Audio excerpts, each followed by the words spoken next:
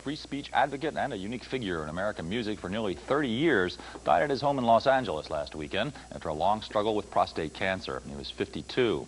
Apart from his own trailblazing work with the Mothers of Invention, Zappa also discovered Alice Cooper, nurtured the career of his friend Captain Beefheart, and was an all-around legendary figure to both his avid cult in this country and especially in Europe, where his work was perhaps most deeply appreciated.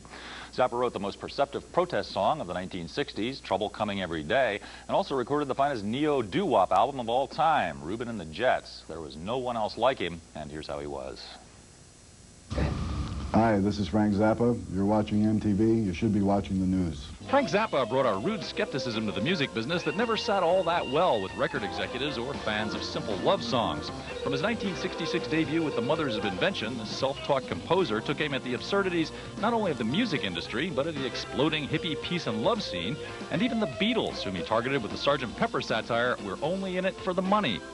Zappa managed to score some actual hits over the years, such as the disco parody Dancin' Fool and the teen talk satire Valley Girl, which featured his daughter Moon.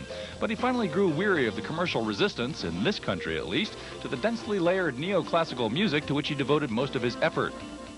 I still love music. I love to do music. But unfortunately, I'm a guy who does music in America. And I'm a guy who does music that is not top 40 music. So it's harder and harder to get any of my music heard or dealt with in this country. So what's a 50-year-old guy going to do for a living, huh?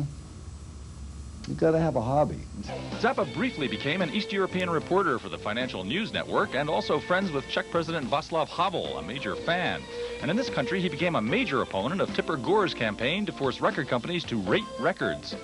You know, how can people voluntarily give up their right to choose anything, whether it's abortion, what you read, what you watch, what you listen to? Why would any sane individual who already has freedom turn it over to a bunch of nincompoops and say, hey, figure it out for us, put a label on it that tells us what it is? Yeah. I mean, how do you know they know? In the end, Zappa decided not to exploit his illness for sympathy, but continued composing at home. Last year, he collaborated with Germany's Ensemble Modern on a program of all Zappa music recently released under the title The Yellow Shark. Frank Zappa may be gone, but he's left behind enough music to last most listeners a lifetime.